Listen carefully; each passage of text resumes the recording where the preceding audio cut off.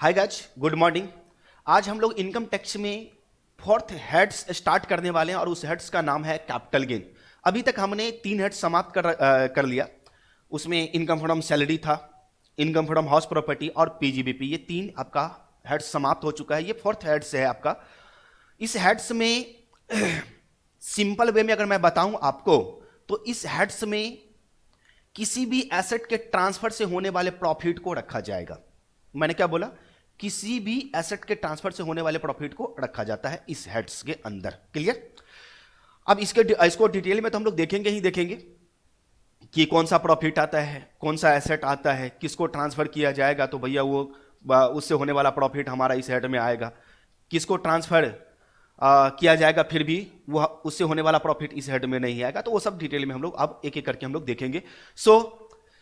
इस capital gains का अपना एक चार्जिंग सेक्शन है और वो सेक्शन है सेक्शन 45(1) चार्जिंग सेक्शन है। जैसे आप लोग पीछे के हेड्स जो देखो, इनकम फ्रॉम सैलरी में चार्जिंग सेक्शन 15 बताया था, हाउस प्रॉपर्टी में 22 बताया था, पीजीबीपी में 28 बताया था। ठीक उसी तरह से इसका भी चार्जिंग सेक्शन अपना है 45। और ये चार्जिंग सेक्शन क्या बेसिकली बताता है कि कौन सा प्रॉफिट इस हेड में आएगा, बस इतना बताता है चार्जिंग सेक्शन। सो गाइस ध्यान देंगे यहां पे। ओके, कहता है एनी प्रॉफिट्स और gains arising from the transfer, क्या भैया? Transfer, okay, of any capital asset. किसको ट्रांसफर किया जाएगा? कैपिटल एसेट के ट्रांसफर से होने वाला प्रॉफिट और गेन्स। फिर से सुने, कैपिटल एसेट के ट्रांसफर से होने वाला कोई भी प्रॉफिट और गेन्स इस कैपिटल गेन्स में आएगा। नहीं समझ में आई बात? फिर से समझो। किसी भी कैपिटल एसेट के ट्रांसफर से होने वाला प्रॉफिट और गेन्स इस कैपिटल गेन्स में आएगा। That's it. Okay, capital asset shall be chargeable to tax under the head capital gains in the same previous year in which the transfer took place. उसी year में taxable होगा जिस year में आप इस capital asset को transfer किए हो। इस कैपिटल एसेट को ट्रांसफर किए हो उसी ईयर में ये टैक्सेबल हो जाएगा। ओके, समझ में आई बात? क्या चीज? सर, एक कैपिटल एसेट होना चाहिए, उसका ट्रांसफर होना चाहिए, ट्रांसफर होने से जो भी प्रॉफिट होगा या गेन्स होगा वो कैपिटल गेन में आएगा। क्लियर? अब इस चार्जिंग सेक्शन से हमें 2 कंडीशन देखने को मिलता है। पहला कंडीशन ये निकलता है कि ये कैपिटल एसेट एक होना चाहिए, दूसरा उस कैपिटल एसेट का ट्रांसफर हो जाना चाहिए। कैपिटल एसेट होना चाहिए और उस कैपिटल एसेट का ट्रांसफर हो जाना चाहिए, तो उससे होने वाला प्रॉफिट हमारा कैपिटल गेन होगा। मान लेते हैं कैपिटल एसेट है लेकिन ट्रांसफर नहीं हुआ तो कैपिटल गेन नहीं होगा। कैपिटल एसेट नहीं है और ट्रांसफर किए हो, कैपिटल एसेट नहीं है, कोई दूसरा एसेट है, उसको ट्रांसफर किए हो तो कैपिटल गेन नहीं होगा। That's it. तो दोनों का दोनों कंडीशन फुलफिल होना चाहिए। क्या? तो कैपिटल एसेट और दूसरा वो कैपिटल एसेट ट्रांसफर हो जाना चाहिए। कब? During the previous year. Clear? तो ये कैपिटल गेन में आएगा, प्रॉफिट और गेन्स। अब हम सबसे पहले बात कर लेते हैं कैपिटल गेन का, सॉरी कैपिटल एसेट का। अब कैपिटल एसेट की बात करें, कैपिटल एसेट क्या होती है? Okay, so guys section 2 clause 14 capital asset का एक्सप्लेनेशन किया गया कि कैपिटल एसेट क्या होती है। Capital asset means property of any kind, किसी भी प्रकार की प्रॉपर्टी हो, किसी भी टाइप्स की प्रॉपर्टी हो, कोई भी प्रॉपर्टी हो। Clear? Held by an SSC के पास हो। किसके पास है? एसएससी के पास है। हेल्ड बाय एन एसएससी के पास है किसी भी प्रकार की प्रॉपर्टी, वेदर और not connected with his business और प्रोफेशन। एसएससी उस प्रॉपर्टी को अपने बिजनेस में या प्रोफेशन में यूज करता है या नहीं करता है, कोई मतलब नहीं है। एसएससी के पास किसी भी प्रकार की प्रॉपर्टी है, यह प्रॉपर्टी बिजनेस या प्रोफेशन में यूज होता है या नहीं होता है, कोई मतलब नहीं है, वो हमारा कैपिटल एसेट है। वो हमारा क्या है? कैपिटल एसेट है। एक कॉन्सेप्ट क्लियर हो गई? सर क्या कॉन्सेप्ट आपने क्या बताया? किसी भी प्रकार की प्रॉपर्टी, किसका? तो एसएससी का है। एसएससी उस प्रॉपर्टी को अपने बिजनेस या प्रोफेशन में यूज करता है या नहीं करता है, फिर भी वो कैपिटल एसेट हमारा होगा। क्लियर? यूज करता है या नहीं करता है, कैपिटल एसेट होगा। सेकंड बी पॉइंट में आते हैं। Any securities held by a foreign institutional investor FII which has invested in such security in accordance with the SEBI regulation अगर FII के सिक्योरिटी में एसएससी ने इन्वेस्ट कर रखा है सेबी रेगुलेशन के अकॉर्डिंग, तो वो भी कैपिटल एसेट होगा। क्या हमने बताया? FII के सिक्योरिटीज में एसएससी ने इन्वेस्ट कर रखा है किसके अकॉर्डिंग? सेबी रेगुलेशन के अकॉर्डिंग, तो वो भी कैपिटल एसेट में आएगा। दो चीज कैपिटल एसेट में आया। क्लियर? तो ये तो सिक्योरिटी की बी पॉइंट हमारा सिक्योरिटी की बात हो रहा है, बी पॉइंट में हमारा सिक्योरिटी की बात हो रहा है। ओके, ए पॉइंट में किसी भी प्रॉपर्टी जो टेंजिबल होता है उसकी बात होती है, इंटेंजिबल प्रॉपर्टी की बात होती है, टेंजिबल और इंटेंजिबल दोनों की बात होती है। क्लियर? एनी, यहां पर साफ साफ लिखा गया, देखो ना यहां पर क्या लिखा गया, प्रॉपर्टी ऑफ एनी काइंड, किसी भी प्रकार की प्रॉपर्टी हो सकती है। प्रॉपर्टी में हमारा टेंजिबल भी हो सकता है, इंटेंजिबल भी हो सकता है। क्लियर? तो ये दो हमारा कैपिटल एसेट है। लेकिन आगे देखो, आगे लोचा है भाई। अब इस प्रॉपर्टी में क्या सब नहीं आता है? ये प्रॉपर्टी हम तो देखें कि किसी भी प्रकार की प्रॉपर्टी है कैपिटल एसेट होगा, लेकिन इस प्रॉपर्टी में ये नहीं आएगा। जब ये नहीं आएगा तो कैपिटल एसेट नहीं होगा वो। जब इस प्रॉपर्टी में ये नहीं आएगा तो कैपिटल एसेट नहीं होगा। सर कौन सा है? देखें, however capital asset does not include the following. क्या सब नहीं आएगा? Stock in trade.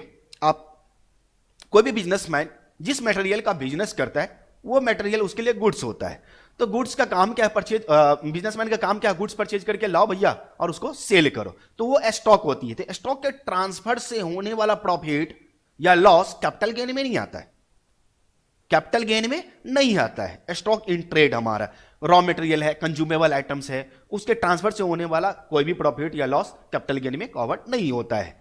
Okay, so any stock in trade other than security listed in clause B, यानी कि बी इसकी बात हो रही है। किसकी बात हो रही है? इसकी बात हो रही है। एवं रॉ मटेरियल और consumable stores held for the purpose of business और प्रोफेशन, अगर अपने बिजनेस और प्रोफेशन के लिए रॉ मटेरियल और कंज्यूमेबल मटेरियल रखा हुआ है तो वो स्टॉक इन ट्रेड होगा। और stock in trade capital asset नहीं होता है, कैपिटल एसेट नहीं होता है। ओके, उस प्रॉपर्टी में नहीं आता है। सेकेंड नंबर पॉइंट में आते हैं पर्सनल इफेक्ट। पर्सनल इफेक्ट मतलब जो एसएससी अपने यूज के लिए रखा हुआ है कोई भी, उसको बोलते हैं personal effect. Okay, so personal effect देखिए क्या है।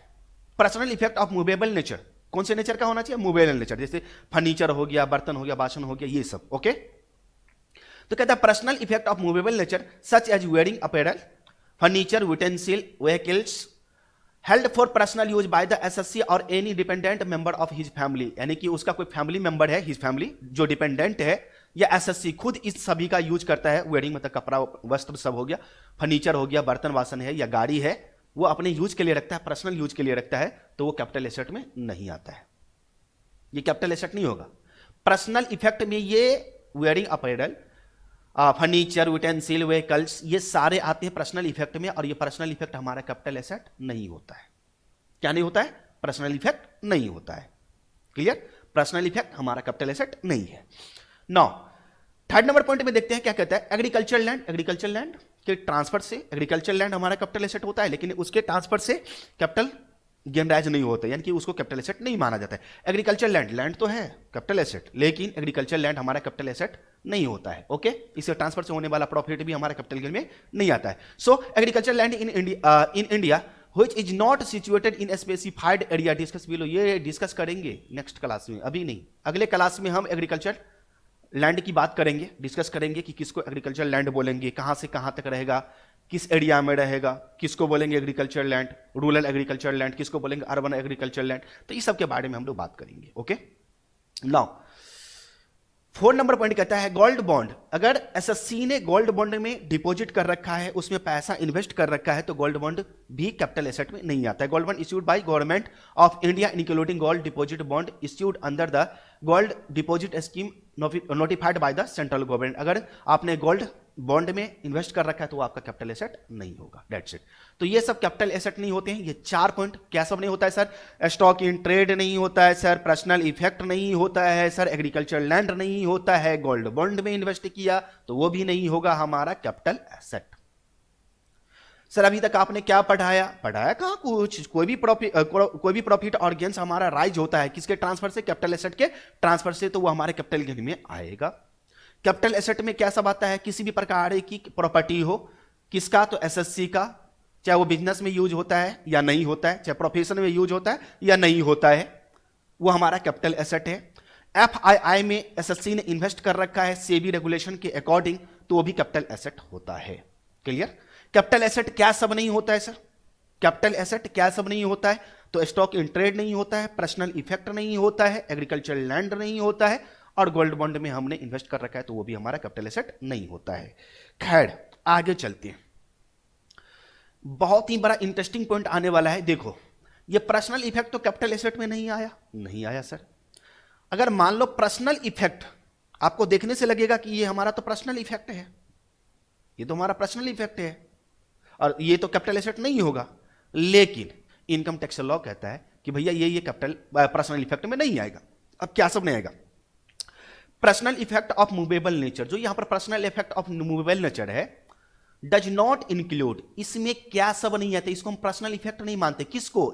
इन सभी को, यानी कि ये जितना सारा दे रखा है इसको हम लोग पर्सनल इफेक्ट नहीं मानते हैं। अगर पर्सनल इफेक्ट ही नहीं मानेंगे तो हमारा कैपिटल एसेट है। अरे पर्सनल इफेक्ट कैपिटल एसेट नहीं होता है, लेकिन जो पर्सनल इफेक्ट में नहीं है वो तो कैपिटल एसेट होगा। पर्सनल इफेक्ट कैपिटल एसेट नहीं है, पर्सनल इफेक्ट कैपिटल एसेट नहीं है, लेकिन जो हमारा पर्सनल इफेक्ट नहीं है वो तो हमारा कैपिटल एसेट है। बिल्कुल, तो ये सारे चीज जो ए से लेकर के एफ तक हमने पॉइंट लिखा है वो पर्सनल इफेक्ट में नहीं आता है, इसका मतलब ये कैपिटल एसेट है हमारा। क्या सब है? ज्वेलरी, आर्कियोलॉजिकल कलेक्शन है, ड्राइंग है, पेंटिंग है, स्कल्पचर्स है, एनी वर्क ऑफ आर्ट है, वर्क ऑफ आर्ट जो हाथ का कला होता है वो। Accordingly these assets are within a purview of the definition of capital asset, ये कैपिटल एसेट में आता है। एंड एनी ट्रांसफर, यहां पर देखो ना, ये सारे के सारे हमारे कैपिटल एसेट में आता है। And any transfer thereof is subject to the tax under the head capital gain.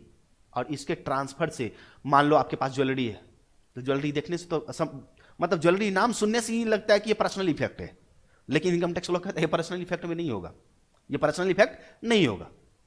इसको ट्रांसफर करोगे, ज्वेलरी बेचोगे, कैपिटल गेन राइज होगा, भैया कैपिटल गेन होगा। ओके, जो भी प्रॉफिट होगा वो कैपिटल गेन होगा। तो ये चीज है। आर्कियोलॉजिकल कलेक्शन जो पुरातत्व संग्रह होता है वो सब हो गया, ड्राइंग, पेंटिंग, ये सब जानते हैं आप लोग। ओके, तो ये सारे चीज हमारे पर्सनल इफेक्ट में नहीं आते हैं, और पर्सनल इफेक्ट में नहीं आने का मतलब है कि हमारा कैपिटल एसेट है। और इसके ट्रांसफर से, अगर ट्रांसफर भी करोगे ना, ट्रांसफर करोगे तो यहां पर कैपिटल गेन राइज होगा। Okay, so now next point देखते हैं हम लोग, ज्वेलरी।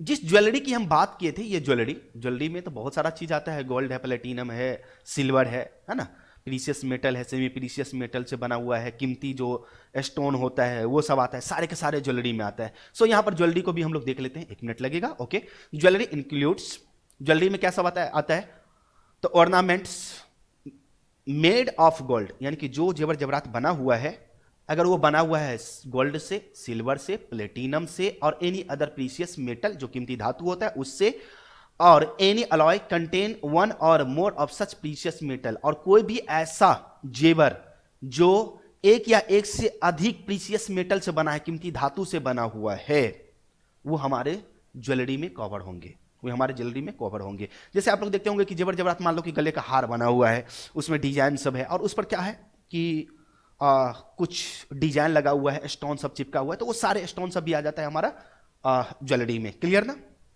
सो बहुत सारे कीमती है, जैसे आपको प्लेटिनम सब हो गया, जैसे आपको डायमंड सब हो गया, ये सब ये आते हैं ज्वेलरी में। ओके, वेदर और नॉट कंटेनिंग एनी प्रीशियस और सेमी प्रीशियस स्टोन, चाहे उसमें कोई स्टोन लगा हो, जेवर पर जो हार होती है उस पर दिखते होंगे ना कि स्टोन कीमती पत्थर लगा हुआ रहता है, लगा है या नहीं लगा है फिर भी वो ज्वेलरी में आएगा।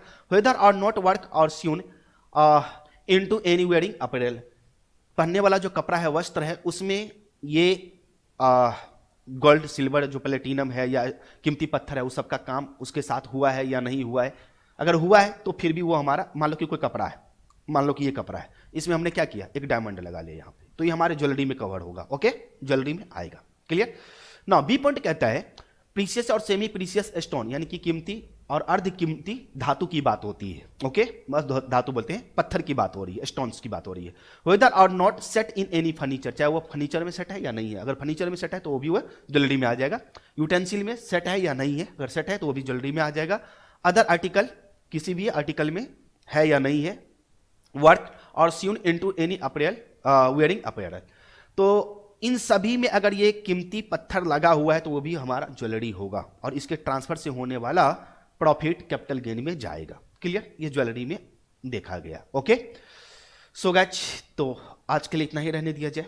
हम लोग नेक्स्ट क्लास से देखेंगे ये जो पॉइंट आएगा रूरल एग्रीकल्चर लैंड, जिसके बारे में हमने आपको यहाँ पर बताया कि कहाँ पे बताया यहाँ पे कि डिस्कस करेंगे आगे चल करके कि एग्रीकल्चर लैंड क्या होता है, कैसे हम लोग समझेंगे कि ये एग्रीकल्चर लैंड है या नहीं है, ये नेक्स्ट क्लास में हम लोग डिस्कस करेंगे। तो आज के लिए इतना ही रहने दिया जाए, मिलते हैं हम लोग नेक्स्ट क्लास में। Thank you, thanks for watching guys, मिलते हैं नेक्स्ट क्लास में। Okay, thank you.